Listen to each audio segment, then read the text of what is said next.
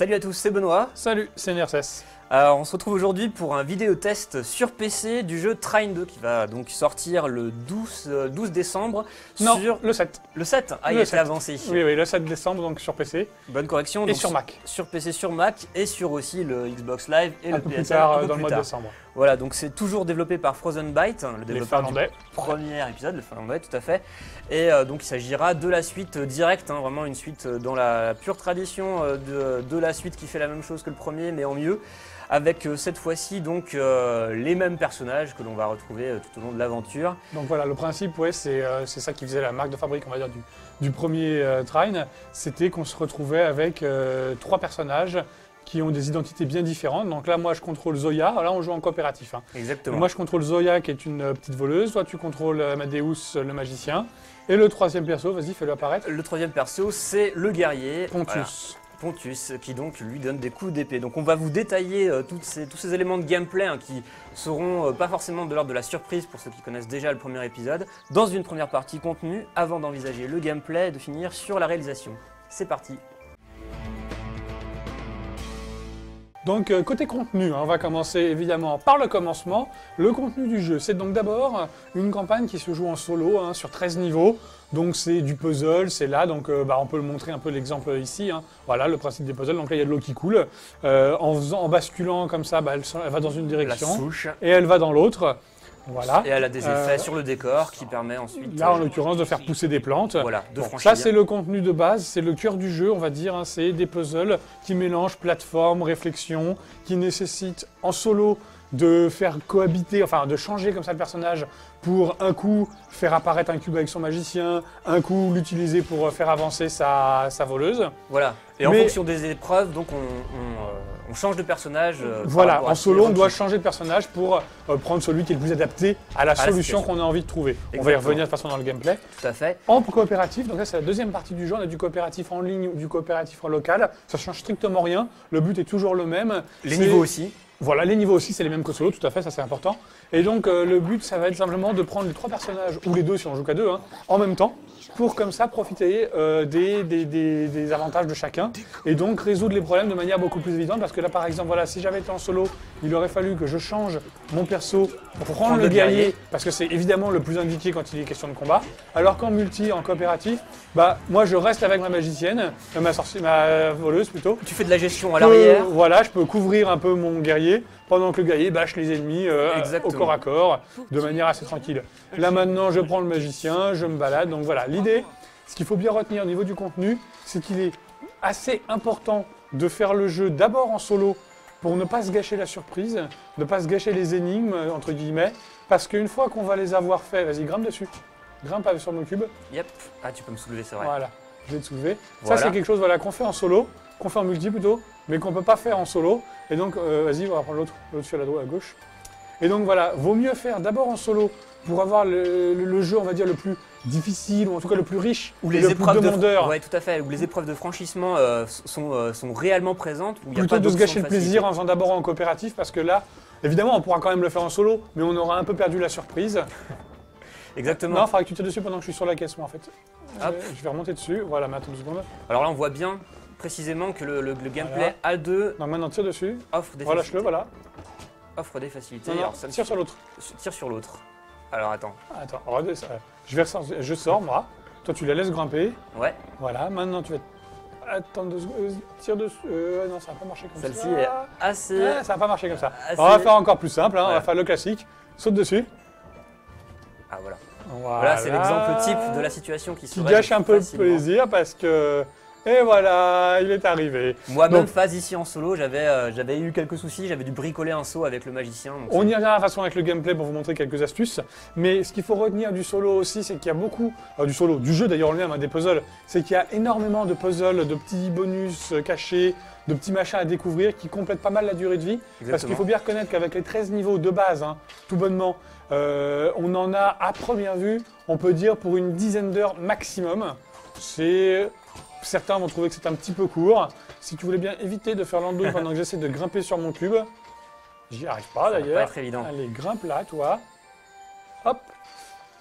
Allez, voilà. Et voilà. Et toi maintenant, t'as plus qu'à monter dessus. Et moi, je vais te soulever. et tu vas venir me voir. Et Vas-y. voilà, franchissement accompli. Donc voilà, ce qu'il faut retenir du contenu, c'est ça. C'est pas quelque chose de franchement hyper long, mais très demandeur et qui varie pas mal en multi par rapport au solo. Voilà, juste un dernier mot sur le scénario. Bien entendu, il est prétexte, on l'aura compris, à simplement mettre en avant les différents puzzles, tableaux, les puzzles, des etc. tableaux. On n'en retient pas grand-chose, si ce n'est ce qu'on y fait réellement, concrètement. Donc on va partir maintenant sur la partie gameplay pour vous la détailler. On en a déjà un petit peu parlé. C'est parti. Donc côté gameplay, on reprend l'idée de base qui est d'avoir 3 personnages différents. 3 personnages différents, c'est quoi? C'est le magicien. Donc le magicien, son but principal, hein, Amadeus, c'est de créer des cubes, de pouvoir les Soulever, bouger, exactement. les manipuler, ça c'est de base. Après, au fur et à mesure des pouvoirs, tiens, tu peux montrer l'écran de pouvoir? Hop, Donc ça fait partie du gameplay aussi, puisque au fur et à mesure des découvertes qu'on fait, on va pouvoir débloquer des pouvoirs. Le magicien, grâce à des pouvoirs supplémentaires qu'on n'a pas encore débloqués, qu'on ne va pas pouvoir faire maintenant, on n'a pas assez de points, il va pouvoir léviter les monstres, faire léviter les monstres, et il va pouvoir également créer des planches. Donc ça, le but, c'est de créer, on va dire, toute une sorte de petite enchaînement de puzzles. voilà. Là, par contre, pour monter, je vais avoir un peu de mal si je suis ici. d'ailleurs. Par rapport au premier épisode, il faut dire qu'effectivement, ça a été l'arbre des talents, enfin l'arbre, disons, des compétences, a été revu et amélioré, enrichi pour vous proposer plus de solutions au puzzle. Donc ça, c'est quelque chose qui Qui est important, est ouais, plutôt sympa. Voilà, parce que du coup on a toute une autre tout plein d'autres possibilités qui viennent s'offrir en cours de partie. Par exemple, donc tu l'as dit, le mage peut faire léviter des ennemis, etc. La voleuse pourra associer des effets explosifs à ses flèches et le guerrier pourra lui aussi avoir des coups de marteau plus Ah vas-y, puissants, t'as etc. montré les flèches? Montre les flèches de la... Hop. Voilà, par exemple ici, en appuyant les sons appuyés, on voit qu'on raidit le faisceau des flèches pour ensuite frapper plus fort. C'est là qu'on va pouvoir Voilà. avancer. Et donc le guerrier, je vais le prendre là maintenant. Le guerrier, c'est donc le bâcheur. J'ai le choix entre un marteau qui sert principalement à péter les murailles, les machins, ou l'épée pour massacrer du monstre quand ils sont trop proches de moi. L'autre intérêt, c'est de se protéger avec son bouclier. Donc il va pouvoir comme ça protéger les copains. Voilà, par exemple, on va avoir une créature là. Qui nous attaque à distance, donc pour le coup, c'est un travail pour ma pauvre archère qui toi. est morte pendant Tu qu'on te se l'es fait concentre. tuer. Ah bah non, c'est nul. Bon voilà, je vais vous le montrer. Hop, voilà. Ah bon, Donc- un des intérêts pour moi de ces tableaux multiples, hein, tu diras si tu es d'accord, mais de cette multiple offre, on va dire, à mi-chemin entre la réflexion et la plateforme, c'est que le gameplay réflexion, enfin tous les éléments de réflexion, tous les éléments du puzzle permettent de contrebalancer les petites faiblesses qu'il peut y avoir dans la partie gameplay pure plateforme. Plateforme pure, oui. Voilà, parce que quand Parce que c'est pas un gros jeu de plateforme. c'est pas un pur jeu de plateforme, il y C'est a de la une- plateforme, mais c'est presque plus un prétexte pour mettre en scène les personnages. Voilà, c'est ça. Il y a une espèce de petite mollesse dans les sauts qui fait qu'au bout d'un moment, on se rend compte que ça ne suffit pas de jouer la précision, qu'on a toujours une petite imprécision, on a toujours des résultats un peu surprenants. Alors que tu évites à la mort. Bah, de je vais mourir de justesse. toute façon parce qu'il y en a plus de personnages. Et donc, c'est vraiment une des qualités du gameplay de ce jeu, c'est d'offrir toujours de multiples solutions et sur chaque tableau, en fait, il n'y a jamais vraiment une solution canonique, hein, c'est ce que tu disais. Il y a toujours la possibilité de recourir ou bien au pouvoir des personnages ou bien Tout à fait. voilà, au chemin qui est prévu par Les développeurs les insistent développeurs. aussi, eux, largement là-dessus. C'est le fait, alors là, il faudrait que tu nous aides, il faudrait qu'on Ouais. monte là-dessus. Donc, il faudrait que tu restes en bas là. Je vais mettre Reste- une caisse, En fait, il faut que l'on laisse en bas. Ah, tu veux sauter par là? Ouais, ok. hop, et je me fais chasser par là. Donc ça va être à toi ça va être à toi de surmonter l'épreuve. Hein, voilà, donc ça c'est un des éléments intéressants. Puis par rapport aux nouveautés, puisque le jeu en a quand même quelques-unes par rapport au premier, on va pas toutes vous les éventer, mais entre autres, on a donc des rencontres de boss, hein, c'est ce qu'on vous avait dit, et qui sont des manières assez intéressantes. Oups. On disait la précision des plateformes qui n'est pas toujours Pas parfaite. parfaite, là Vas-y, voilà. passe d'abord. On va passer. Non, avant la boule, en fait, faut passer. Bon, vas-y, c'est Hop. bon, ça marche. Maintenant, tu m'attends en Je haut. saute vite, Tu et m'attends voilà, ici. Et donc, ces séquences contre les boss mettent en avant différentes mécaniques de gameplay. C'est comme des espèces de petits puzzles avec la pression d'un danger, quoi. Ils envoient des boules, ou on rencontre aussi à un moment donné un espèce... Ah non, mais je suis trop nul. Ah. Bah, vas-y, débrouille-toi tout seul. Ah, hein. c'est pas évident. Ouais. Donc voilà, toutes ces choses intéressantes. Il y a aussi une gestion des fluides qui est mise en pratique pour, par exemple, faire Bah, de fleurir, la on l'a vu tout à vapeur l'heure, ou faire voilà. de la vapeur pour... Il y a de la vapeur pour s'élever. Il y a de l'eau par exemple pour faire pousser des plantes. Dans un niveau, on doit même faire pousser la plante pour faire apparaître de la nourriture pour un escargot. L'escargot apparaissant, on peut dans ces cas-là passer on y arrive quand même. Et pas moi, mais c'est pas grave, Vas-y. tu vas me remonter avec un cube. Hein. Parce que sinon, on va pas en plus s'en sortir. Ouais, vas-y, Effectivement, remonte-moi. et puis comme ça, de nourrir, ça permet Toc. de dégager un chemin. Oups, et à plusieurs reprises, donc, ce sont des choses qui sont mises à profit dans le jeu de manière assez intelligente, assez intéressante, avec un gameplay donc bien réglé par rapport au level design. Donc maintenant, bah, on va enchaîner sur la partie réalisation, qui est la partie finale, on va dire, du jeu. Et une des plus évidentes au niveau de la qualité. C'est parti. Alors c'est parti pour donc la réalisation, hein, d'une manière assez évidente. Ici on voit bien que c'est la grosse qualité de ce titre. C'était déjà celle du premier, Voilà, qui a et- une identité particulière. exactement, et qui est poussée ici, on va dire au maximum. C'est donc la technique qui est vraiment très flatteuse pour ce titre, voilà, Aïe, qui aïe, les multiplie abeilles qui me piquent. les effets de lumière de partout, voilà, portés sur les objets, Extrêmement coloré, très colorés. très très riche de détails. Des gestions particulières aussi assez fabuleuses, hein, avec des moments où voilà, tout ça se goupille à la perfection. Il y a également un scrolling différentiel, souvent Bah, magnifique. comme on le voit bien d'ailleurs là, comme je bouge, hein, Voilà, sur on plein peut de voir niveaux, que le plan change. Et on voit les créatures d'ailleurs, on peut voir dans certains niveaux, des créatures apparaître au premier plan. et qui arrivent ensuite, qui surgissent Voilà. au troisième plan et qui arrivent comme ça sur le plan de jeu. Et donc voilà, toutes ces parties qui interagissent et qui rendent en général les décors assez magnifiques et pleins de vie, quoi. Donc ça c'est un des gros points, des grosses qualités qui vient en grande partie du fait que le jeu fonctionne donc en tout 3D. C'est Voilà. un des arguments premiers de Trine, qui revient donc sur ce Trine 2. Avec quand même encore un peu plus de richesse, je trouve, en particulier dans tout ce qui est gestion. Alors, ça se voit pas forcément là maintenant, parce que là, c'est un paysage un peu calme, mais ça se voit dans certains passages où il y a davantage de physique, de ce genre de choses. Là, on peut le voir avec les abeilles et tout ça. Il y a énormément de particules en mouvement, la vapeur, on le disait pour le gameplay, la vapeur ou l'eau, par exemple, et qui rentre permettent d'ailleurs d'avoir des petits effets en plus. Tout à fait. Ça fait et partie du gameplay d'ailleurs, de- puisque le mage utilise beaucoup tous ces éléments en faisant bouger des objets, des obstacles qui peuvent bloquer le chemin ou des passerelles comme ça qu'on fait. Et donc qu'on le jeu active. devient beaucoup plus riche graphiquement. Oh là là, tu m'as fait un truc là. Voilà. Waouh. Tu es là-haut, tu as survécu. C'est là, Ouais, c'est j'ai ce qui survécu, compte. je sais pas trop comment je vais ressortir de là. Ah là là, je suis mort. Sur les pics.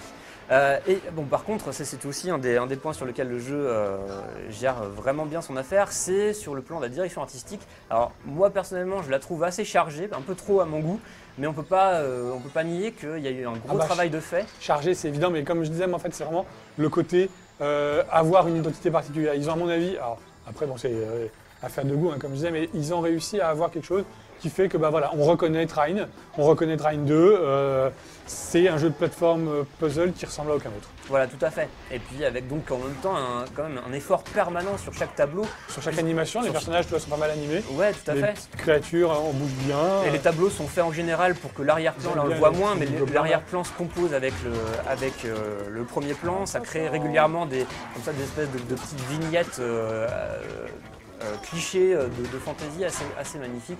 Donc pour les amateurs, c'est quand même c'est tout à fait enchanteur et ça fait ce que ça promettait de faire, c'est-à-dire améliorer ce que le premier Alors, réalisait déjà. d'autant amélioré que l'utilisation du physics et de la 3D vision sont encore un peu plus réussies. Pour le physics, on le voit au niveau des particules, au niveau de la flamme, on va quand même un exemple pour le montrer. La gestion des flammes est assez jolie. Ouais. Et au niveau du tour de 3D vision, c'est vraiment la mise en profondeur qui rend pas mal du tout. Non, tu peux pas faire de machin parce que là, il faut qu'on grimpe là-haut. Donc voilà, techniquement, c'est pas forcément la tuerie, mais c'est un jeu qui est pas mal réussi et qui sert vraiment avantageusement le gameplay. Donc l'un dans l'autre, on se retrouve à avoir un jeu qui est pas très novateur par rapport au premier opus, qui apporte plein de petites touches et qui permet comme ça d'avoir... Ah oui, il y a le levier à bouger, tout simplement. Ouais. Qui permet comme ça d'avoir un jeu qui permet d'aller un peu plus loin que le premier opus. On a vraiment une suite qui est... Ah non, faut le tenir. On a vraiment une suite qui est complète, qui est intéressante et qui se joue en coop de manière très sympa. Par contre, je vois pas du tout comment on va faire ici. Non, tout à fait, mais du coup, c'est l'occasion de conclure. Hein, comme tu Voilà. as commencé, vous voyez le jiggle passer, effectivement. Si on considère toutes les choses que le jeu améliore par rapport au premier, et le fait que sa durée de vie soit a priori très conséquente, puisque vous serez sans doute régulièrement bloqué, que donc il y a ce mode multi qui vient compléter le mode solo, j'ai réussi à le franchir. Eh bien, ça nous permet vraiment de En plus, c'est vendu à petit prix, comme le le premier. conseiller donc, à tous les amateurs du premier épisode pour 13 € sur PC. Donc on imagine que le prix sera à peu près le même quand il sortira sur le PSN et le Xbox Live. Voilà, dans le genre, le jeu maîtrise parfaitement sa formule, très bien sa formule, et donc c'est Et je difficile, m'envole vers des Difficile. sommets. difficile de faire la fingle pour le coup. Allez, on Allez, se dit à ciao et on vous le conseille. c'est ça, tout à fait, à très bientôt, salut! Salut.